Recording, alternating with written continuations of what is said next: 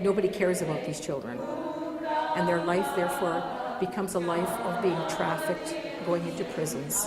And that's the result of their lives. And does anybody care? With Nashi, we've decided that it's better to do something than to do nothing.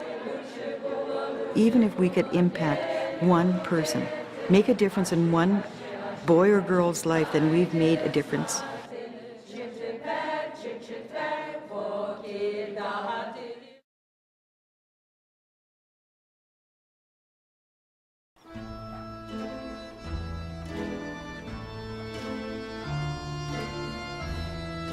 A lone stork stands guard over the tiny Ukrainian village of Stoyanov, a harbinger of hope. A grueling 2-hour drive outside the city of Lviv, the old ways have yet to give way to the 21st century.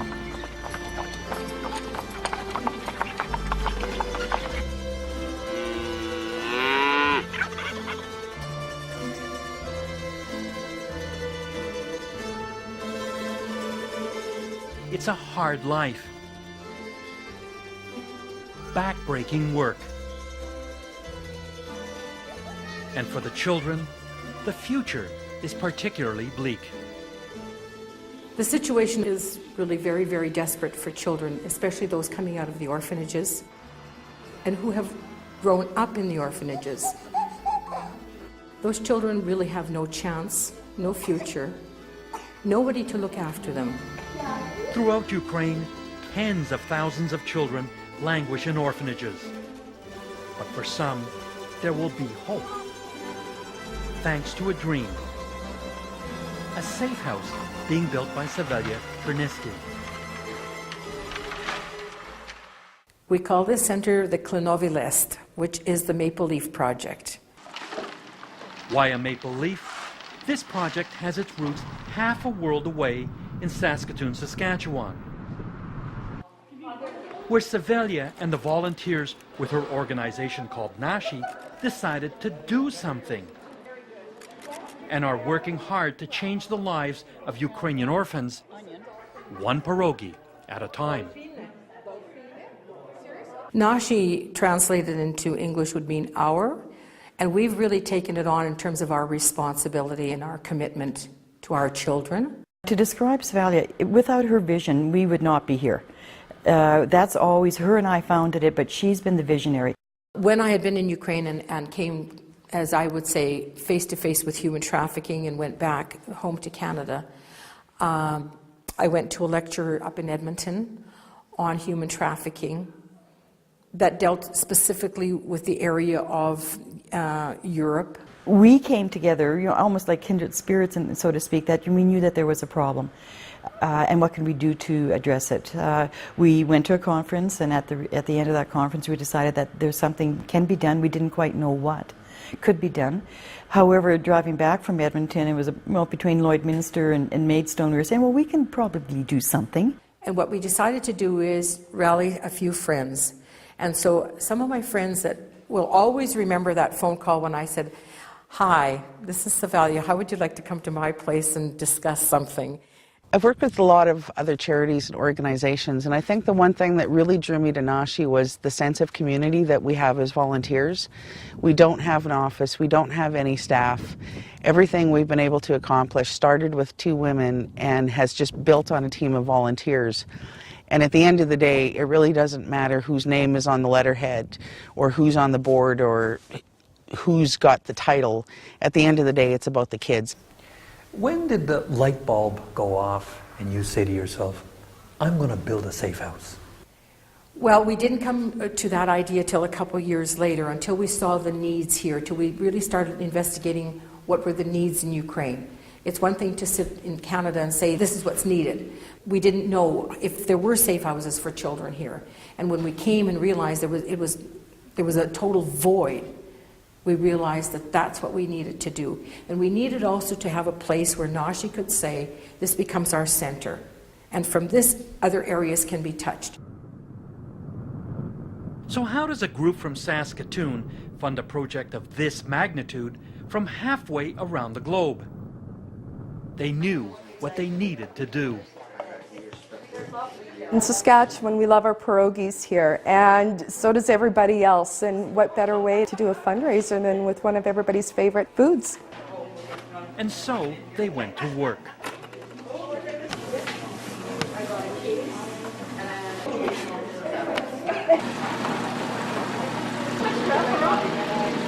Why we chose to have pierogies was twofold. Our focus is on addressing the situation in Ukraine, and a lot of the people on our board are of Ukrainian ancestry, not all of them, however the majority of them. No problem. So we thought that this was a good way of us to partner with our membership and the people that volunteer. Mary, how do you call a moose in Ukrainian? Moose. No. Many of them are third and fourth generation. So they then learn the process of pinching pierogies and the process required to build the dough and the fillings and that type of thing.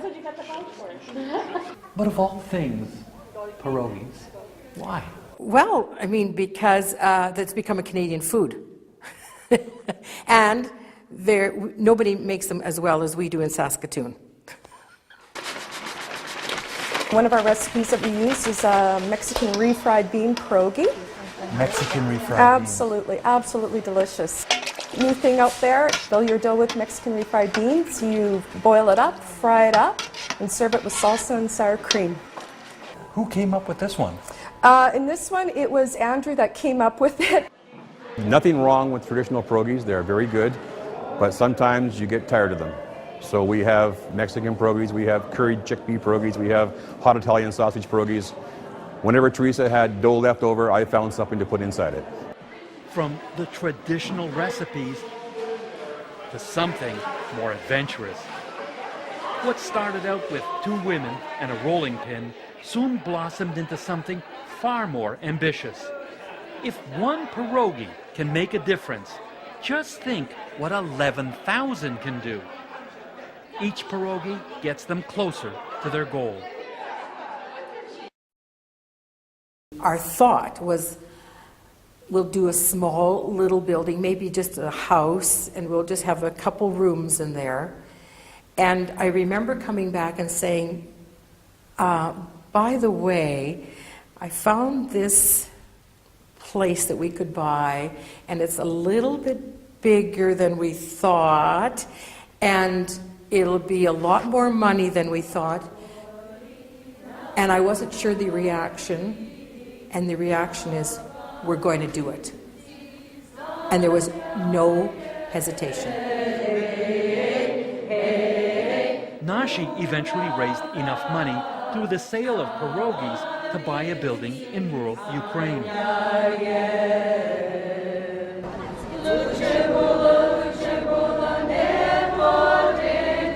And in the summer of 2009, a group of volunteers embarked on the adventure of their lives, captured here on this home video.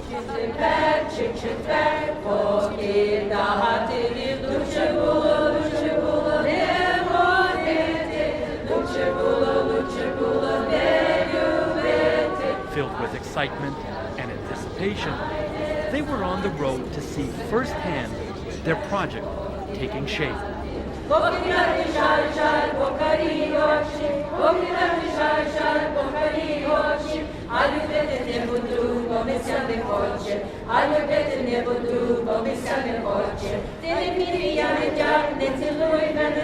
After a long and sometimes bumpy ride, they arrive at their destination, the village of Stoyanov. This village was chosen, in particular, when you work in Ukraine, you have to have good partners to work with, and we found extremely good partners in Stoyanov, and we realized that everything would be done exactly how we wanted it. And along with their assistance, we knew that this was the place. We felt very, very comfortable when we arrived here, and there was also the possibility of purchasing a building, which suited our purposes. Good people, open hearts. All of that. And you absolutely need all of that in order to be able to do something such as this. For those of you interested, the negotiations for the safe house took place in this building on the right.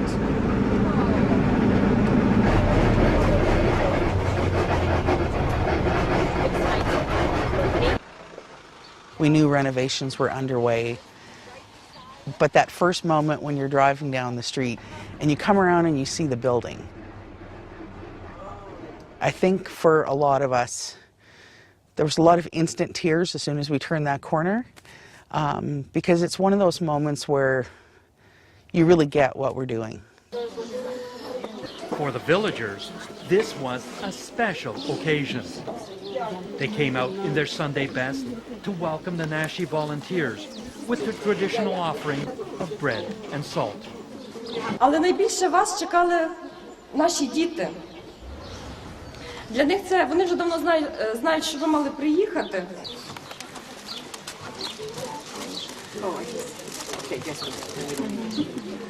It was very, very emotional to see that village and thinking, why are these Canadians here? Oh, they're here for a photo op or something stupid like that. And no, we weren't. And when they realized that, their attitudes changed, and their attitude towards their whole town changed. It became more community-minded rather than closed. I think it was as important for us to meet with them as it was for them to get to know us, to realize that we were serious and we weren't doing it to exploit them, that we truly do want to help.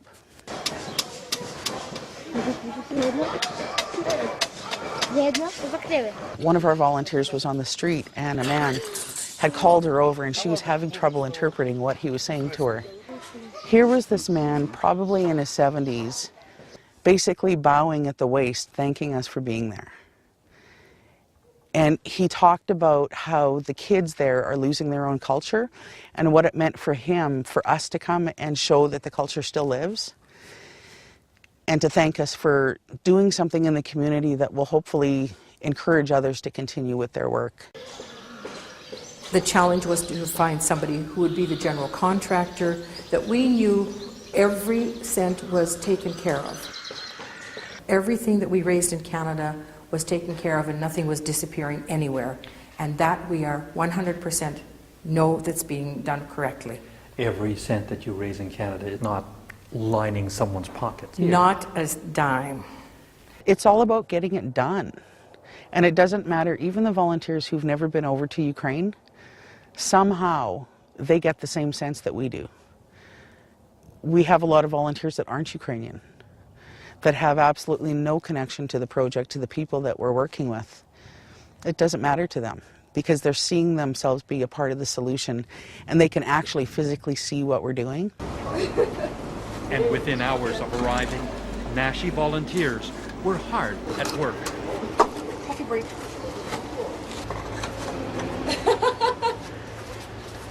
You know, we've been fundraising for a lot of years for this project. We saw the amount of money we sent over, and now we can see firsthand what's being done with this place and what's happened so far with the roofing and all the repairs and the demolition. It's money well spent. But it is very hard manual work. We're glad to do it, but I'm glad we can also leave and not have to do it full time.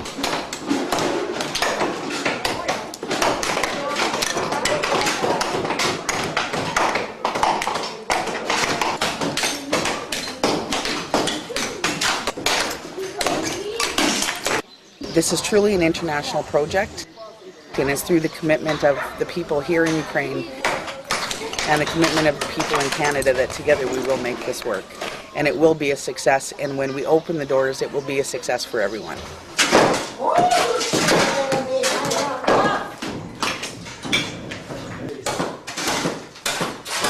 I would like the safe house to be a place where, in particular, girls could feel safe and that they would be diverted from human trafficking, be it international or domestic, and that they would be given a chance just like our children in Canada are given a chance. When the Iron Curtain collapsed and Ukraine got its independence in 1991, hope soon turned to incredible suffering.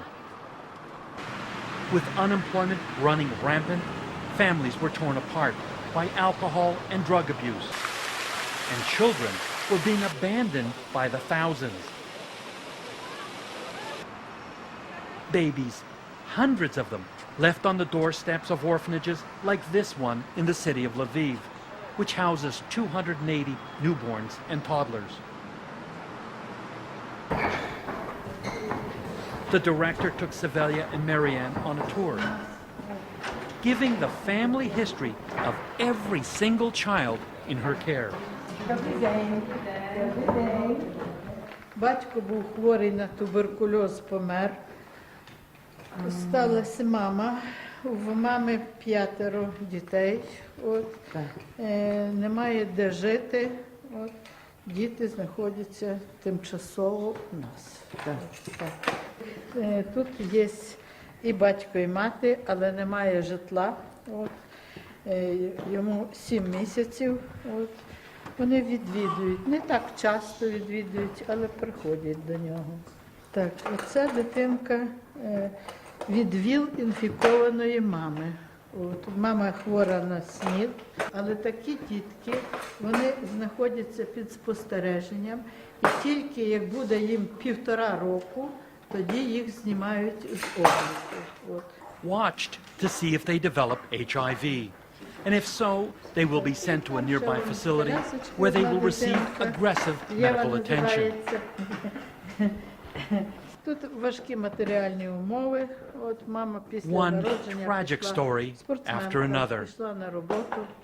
All heartbreaking. Баскетболом займається дівчинка в нас.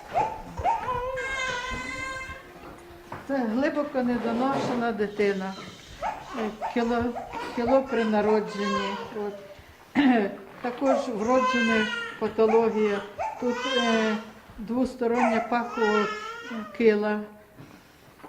Дитинка, мама одинока, яка ще й алкоголізм, в неї все кинула на призволяще, і ми ним займаємося.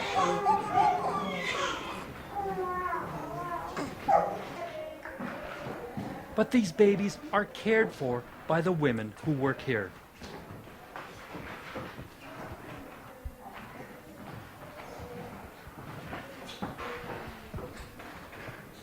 It's really sad. It's extremely sad. And when you know their future is so bleak. And I guess it's one of the reasons that Nashi exists is the fact that we want to give these kids a future so that when they continue through the orphanage system, there's some place for them to go. And that's the only hope we have. You don't think of it when you're holding the babies. You think of it when you get home. Some of these babies might have a chance at life if they are lucky enough to be adopted or if their mothers come back and take them home.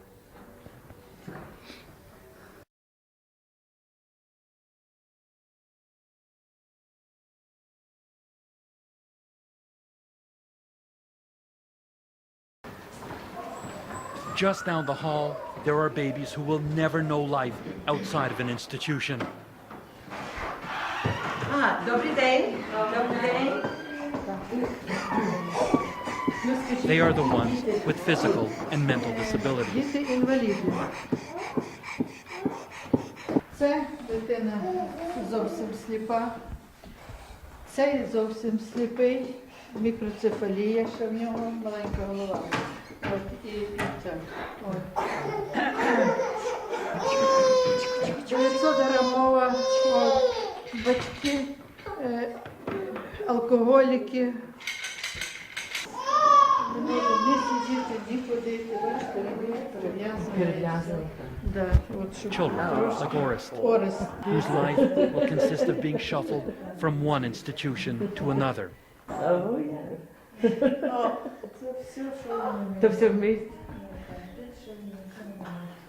But the end of the line for most of these abandoned babies are what are known as internats.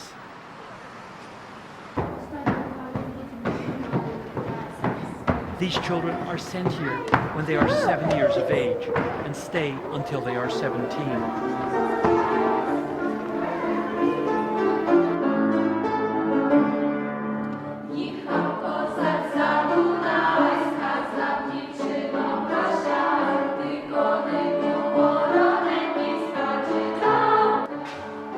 While there is a little music, singing, and playtime for the younger ones, life here, for the most part, is bleak.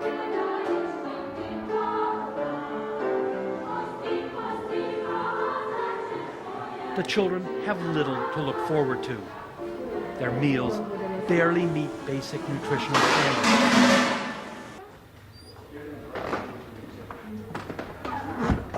Their dormitories are crowded and sparse.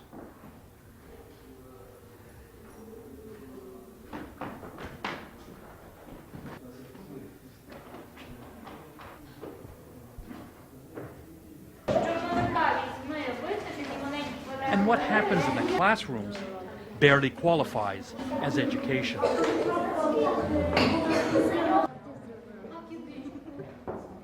Children that come from the orphanages, it may be minimal that they've been provided with things. They walk into a cafeteria, food is placed on the table, they walk out. These girls don't know how to do things like boil an egg, and somebody even said boil water, and those are realities, and those are things in Canada that we cannot understand. They also have no idea of the dangers they face out there. Exactly. They have to understand that predators are out there waiting for them all over. And they're waiting for them to take them into different cities in Ukraine, or again through various countries throughout Europe and onto places such as Canada. Approximately 15% of the children who graduate from the orphanages, they disappear. And people ask me, well, what is the government doing? And my answer is, nobody cares about these children. Nobody is looking for them. The issue is extremely, extremely difficult. There are no social nets. There are no places for these children to go. And their life, therefore, becomes a life of being trafficked, going into prisons.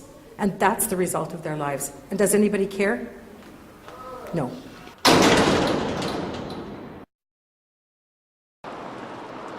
For so many of the teenage girls who graduate or age out of the internats throughout Ukraine, there is extreme danger. Human traffickers waiting to lure, trick, or abduct them and force them into a life of prostitution. Like so many girls, Irena was tricked by a young man who had become her boyfriend. Ну, ми зустрічалися з ним деякий час. Він за мною гарно ухажував, дарив подарки мені, все. Ну, зустрічалися, нормально було, хорошо. Потім він запропонував мені, так як в нього бізнес свій, він запропонував мені роботу. Ми просто їхали, ну, він в один прекрасний день мені запропонував, і ми зібралися і поїхали. Ми довго їхали, ну, по дорогах зупинялися, ми там перекусити, посидіти, там кофе попити. Ну і в один момент я просто спати дуже захотіла. Ну, після того, як ми поїли в кафе, я просто захотіла дуже спати. Я лягла на машині заснути. І я заснула, а проснулася вже зовсім іншій ситуації. Irena woke up in a basement, shackled to a bed in Barcelona, Spain. Там був мужчина, років за 50, який мені, так як я зрозуміла, що мене продано йому за велику суму грошей. After working as a prostitute for a few years, she was rescued. But sadly, most trafficked girls never are. Це просто пережитий жах, якийсь страшний сон, який я пережила. Який волію забути і не хочу, стараюсь забути. For tens of thousands of young women from Ukraine, the nightmare is far from over. They are kept virtual prisoners in brothels throughout Ukraine, Russia, and the European Union. So many of them swept off the streets after aging out of orphanages. When picked up in a police raid, they are re-victimized, arrested and charged with prostitution. Most are embarrassed, humiliated, and ashamed of what they've been forced to become. Girls can be easily dominated. They don't have any life skills. They are promised things that they've seen on television, and they're going to go for that. They're promised that they will be given jobs outside of this country. They're promised that their boyfriends that come and they love them and are going to take them away. And all of these are luring the girls away. That's the focus. These girls have to understand that there isn't any love relationship. The relationship that they're being asked to go into is one of being a slave. Nearly 100 kilometers outside Lviv, an unmarked road leads to an abandoned Soviet military base, where many male graduates of the orphanage system who have been recently released from prison are given a chance to learn a skill. Ihor Nat runs the commune. His goal, give these men a second chance at life. Ще в 89-му році, коли я закінчив університет, мені вдалося попрацювати трошки на телебаченні регіональному. І я робив репортаж якраз про людей, які повертаються з ув'язнення, щоб показати, яка їхня подальша доля. Але якщо мова йшла про людей, що виходять з тюрми, і які мають сім'ю, мають батьків, рідних, вони ще мали кудись піти, а одинокі, тобто сироти, які пройшли дитячі будинки, інтернати, їм йти не було куди. І, значить, мені треба було показати їхню долю. Я робив такий репортаж, і я зрозумів, що тими людьми ніхто взагалі не займається. Тільки міліція, скажімо, була зацікавлена в тому, щоб ту людину знову відправити назад до тюрми.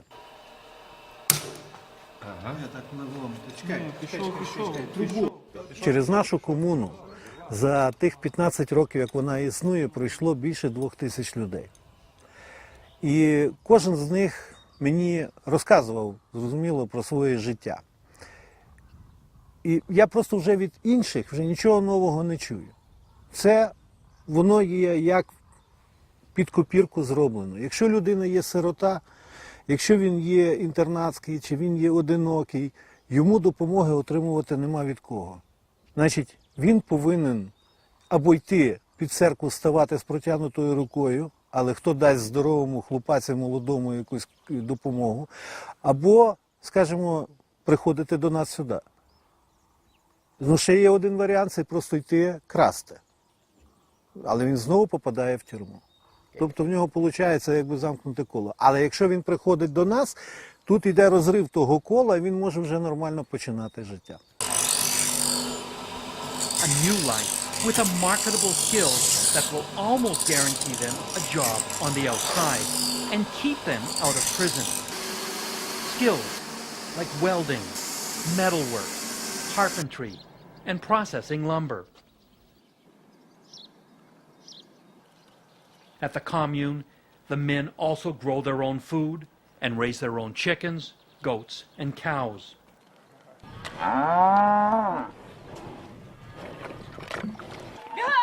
When Maria aged out of the orphanage system, she had no skills, no job, and nowhere to go.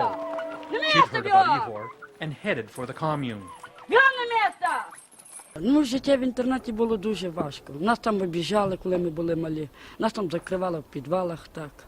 От. Потім я, коли я вже закінчила, 9 клас, потім нас перевели вже в училище.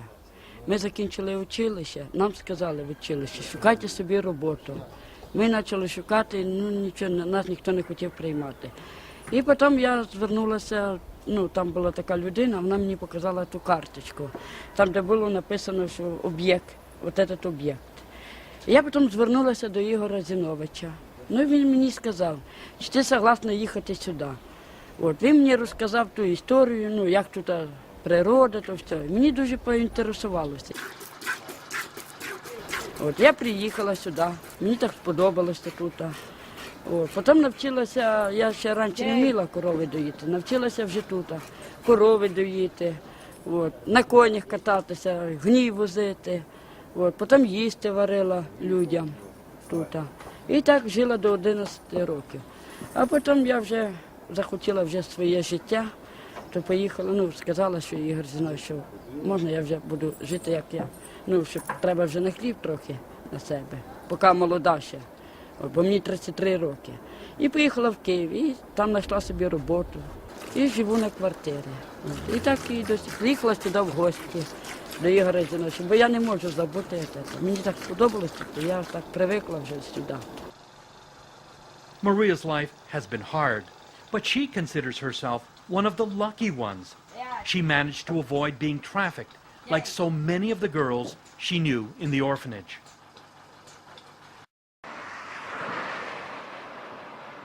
It's been almost a year since Savelia and Marianne and the Nashi volunteers visited Ukraine. Hey, we've come. No snow. And there's no snow. Oh, this is a good thing. Oh. After the long flight from Saskatoon to Lviv, they're ready to embark on the final leg of their journey to Stoyanev.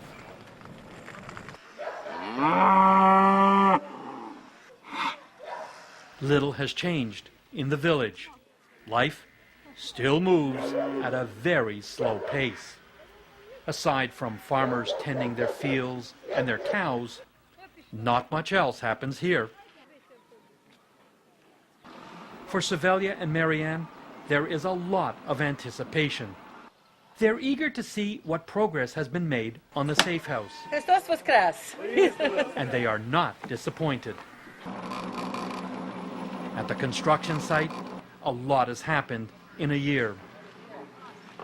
Look at Marianne. Look at all the changes since we've been here in the few months.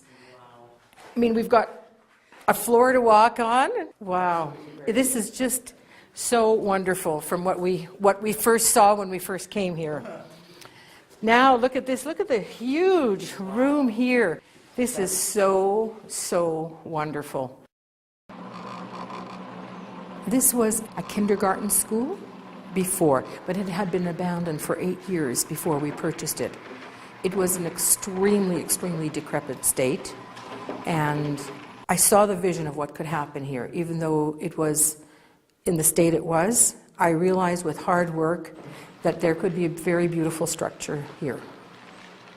You've been back and forth with the Nashi volunteers. When you see all of this finally coming together, what goes through your mind? It's a place where children will be safe. And it is a very emotional time for us, and for me in particular, that I know people have worked so hard in Canada to see this happen, and they've worked equally hard in Ukraine to see this happen. So for me, every time I see it, it's extremely emotional for me. It's coming together. It's coming together.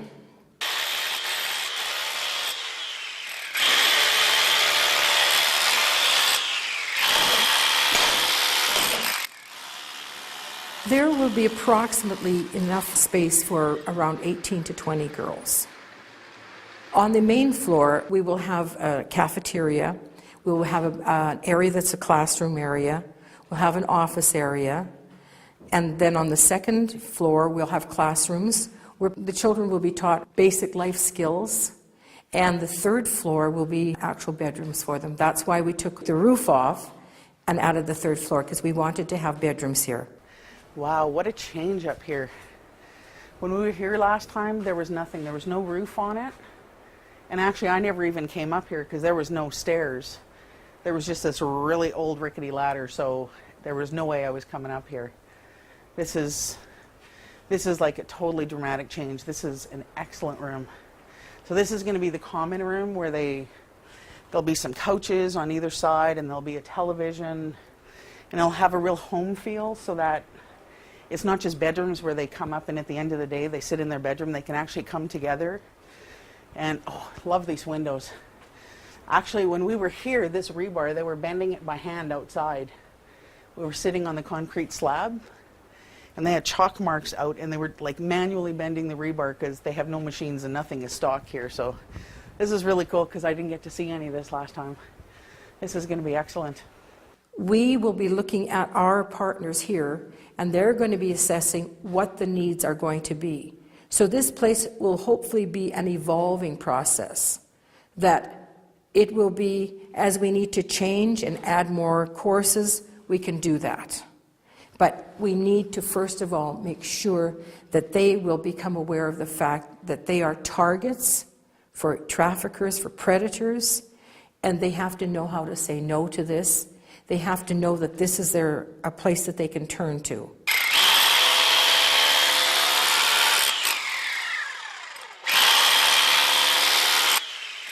Anywhere else, this building would have been torn down.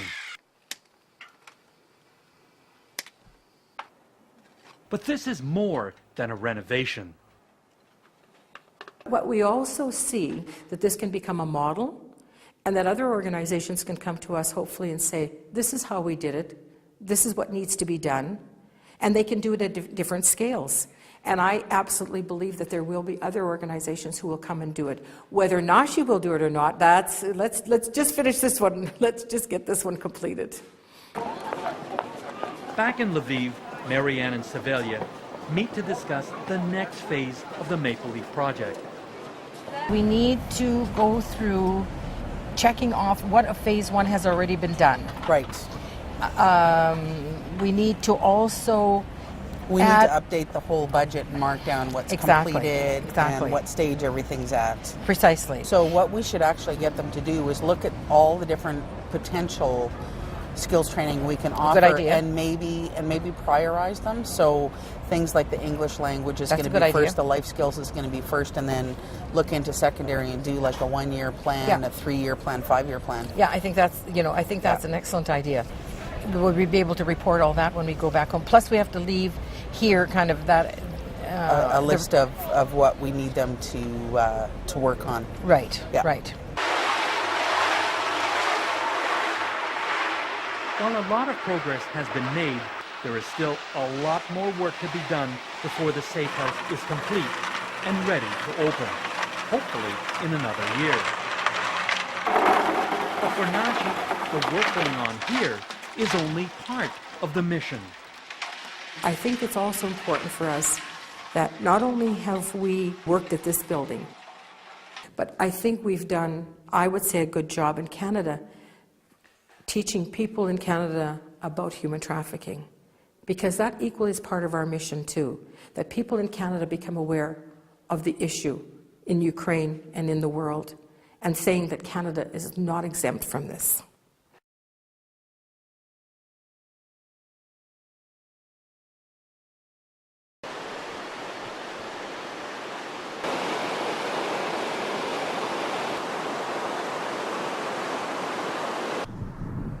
On a windswept prairie field at the Manhattan Ballroom on the outskirts of Saskatoon, Nashi volunteers are getting ready for Perogy Paradise. Now this is a major event in Saskatoon. How many people show up? Well, we're looking at between 450 and 500 tonight. This table is the same one. Of course, we're sold out, and I know there's always a waiting list for more people trying to get in.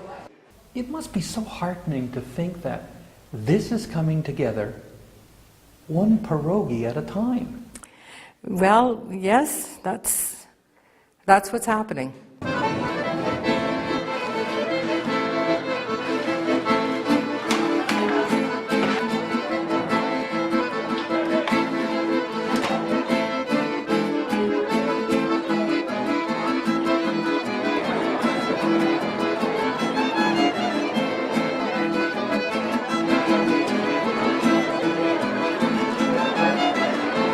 This is our 5th event of the Perogy Paradise, as it's now known to be, and we've always billed it as the largest shmorg in Canada of Ukrainian pierogies. This is sauerkraut that you're at now. It gets a real cross-section of people. It's diverse. We have the Babas that still come. My mother, who is 90, comes. She always is just so impressed with what we are doing. We also have the younger people that come that are university or high school students that go away knowing that there is a situation out there that is beyond their reality. Coming from Winnipeg, and this is the first time in such an event, and I'm overwhelmed at the number of people attending this event. Seeing what Nashi is doing in Ukraine, it's heartwarming. 1 year I'm going to go on and be there with them. Nashi, knowing that it means ours and it's our children, I mean, just think about your children if they were in a situation like that. I think it's important to raise awareness about these kinds of things going on. I think a lot of people know that they're happening, they try to turn a blind eye to it and kind of don't do anything about it or try to help out with it. So Nashi is raising that awareness and kind of getting the word out. It's going on and you can do something about it. Salsa and bread. Salsa and bread. White bread's right around the corner. Do we have any more Mexican? It brings a smile to everybody's face. And that's what it's about. The topic itself, what our issues are, is not a pleasant topic, but pierogies certainly are. It just makes people feel good. When they're part of the building of them, part of setting up this event, we have an awful lot of fun at this. And the people that attend also have a lot of fun. Even though the issue is not a pleasant one, people go away with feeling good about what they're doing and feeling good about what they ate. This is special low-calorie stuff. Highly nutritious, good for your love life. How has all this changed you? It changed a lot of my attitudes towards the common misconceptions we have about women and prostitutes and that whole industry. Anybody who doesn't really think about it thinks of the pretty woman type thing, and this woman chose to become a prostitute and she's making good money doing this job, and no, they're not. And that was a real eye-opener. So it changes how I perceive them and how I behave, you know, and how I pass that on to my co-workers and friends. When you're making 11,000 pierogies, and sometimes you're up late doing things for this project, and you say, what am I doing? You stop and you say, but how lucky am I to be able to do this? How lucky I am to live in this country and to be able to do this for the children. And all of a sudden, all that hard work, it was all worth it. It's absolutely worth it. The 5th annual Pierogi Paradise raised an incredible $28,000. Every penny of it going to Nashi's Maple Leaf Project in Ukraine. Proof of the difference that a handful of volunteers can make halfway around the world. With Nashi, we've decided that it's better to do something than to do nothing. So even though our project currently will only be able to house 15 to 20 children, that's 15 to 20 that will have a chance. We're not going to stop organized crime. We're not going to stop all this from happening ourselves. But if we can take a couple of girls or a couple of boys who are coming out of an orphanage or homeless or whatever the situation is, give them a place to stay while they learn a trade they can use the rest of their lives, why not?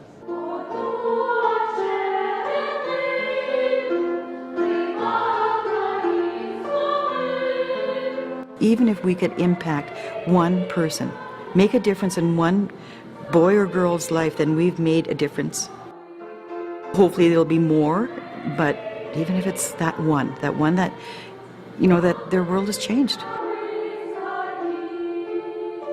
Time and time again, they keep saying to us, we just can't believe that you from Canada are caring so much for our children. And we do. We just do.